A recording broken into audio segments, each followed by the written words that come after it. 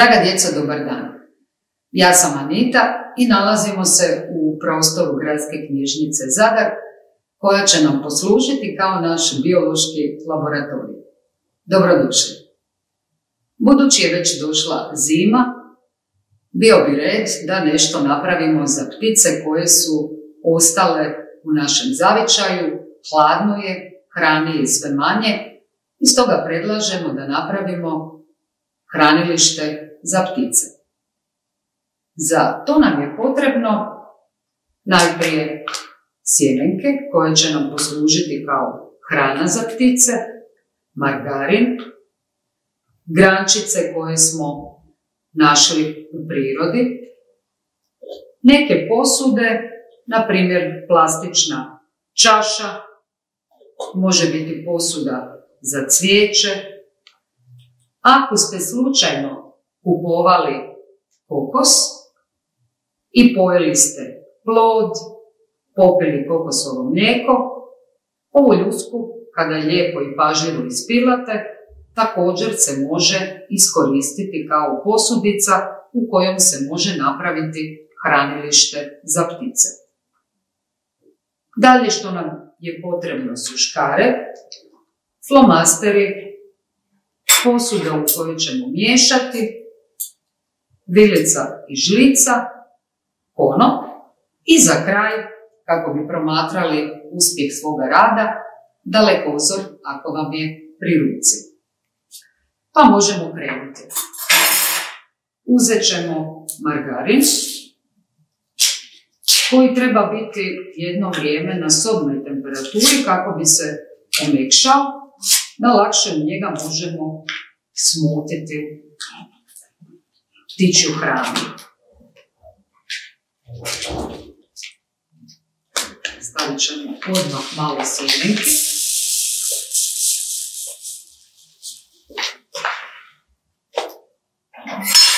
Lagano ćemo sa vilicom i žlicom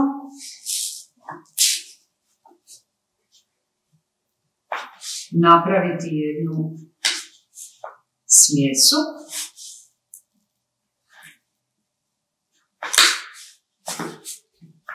Jer nam tu margarin služi kao vezivni materijal.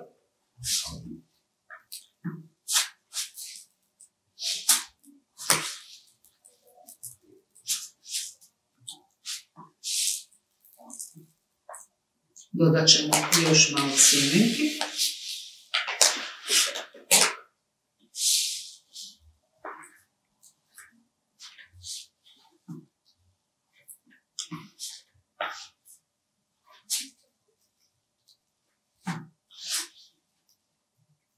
Kada smo dobili ovako gustu smjesu kojom možemo napuniti naše kalupe,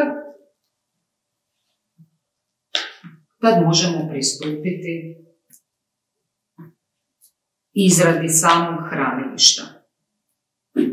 Uzet ćemo posudu škarama ili sa nekim jačim predmetom, ali naravno onda uz pomoć odrasle osobe probušit ćete rupicu unutar posude i pokušati granu koju ste pronašli u prirodi lagano prilagoditi da ona može ući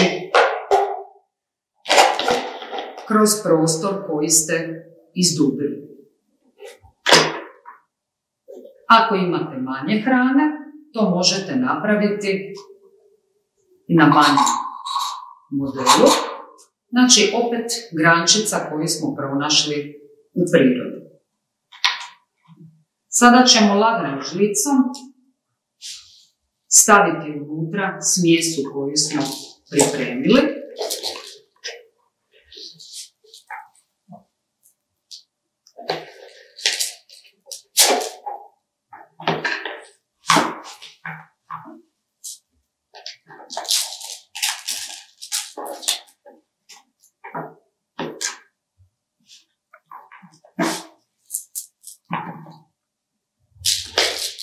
Što mislite čemu služe ove grančice? Upravo tome kada ptice dođu na hranilište, da mogu imati na što stati i jesti.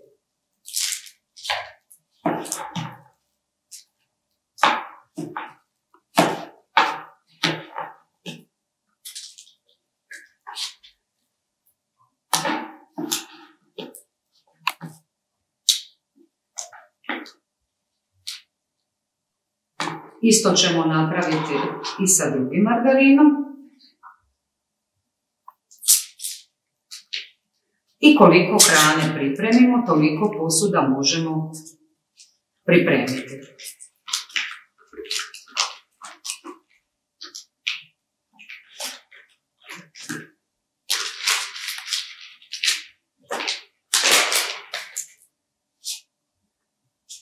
Najprije ćemo malo margarin razlomiti, da lakše možemo promiješati sjemenke.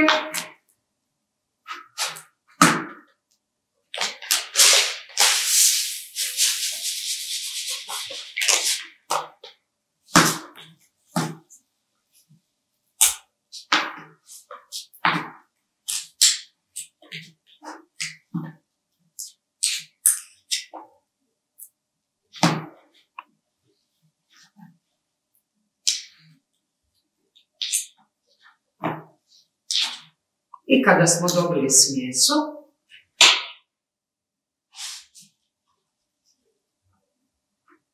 napunit ćemo ostatak posude.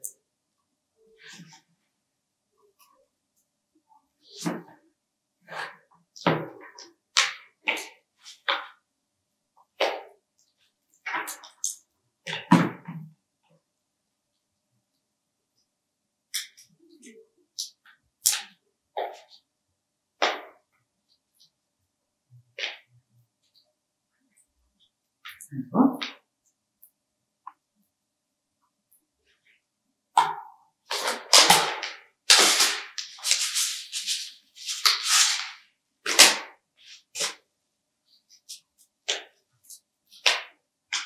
I ovu posudu možemo na kratko odložiti u hladnjak kako bi nam margarin pomogao u strvnjavanju ove smjese, kako ne bi izlazila sa stabla. Prije nego što postavimo u prirodi, zavezat ćemo konop.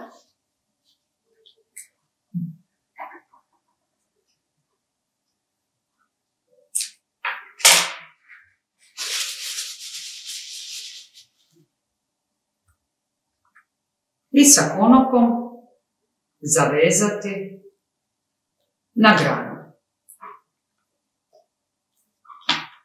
Tu bi bilo dobro da vas neka odrasla osoba nauči vezati neki dobar čvor kako bi ovo hranilište moglo biti duže vremena na stablu. Sa smjesom možete napraviti i ostale posude koje ste pripremili, staviti u hladnjak dok se ne stvrdne i iza toga objesiti na stablu. Što ste više posuda pripremili, to ćete više ptica pomoći u preživljavanju tijekom zime. Ako ste pripremili dalekozor, možete ga iskoristiti za promatranje dolaze li ptice na vaše hranilište. Draga djeca, nadam se da su vam se svidjeli pokusi koje smo radili. Nadam se da ste se zainteresirali za područje prirodoslovlja i ako vas više zanima ovo područje, svakako pronađete u knjigama na dječjem odjelu Gradske knjižnice Zadar. Pozdrav!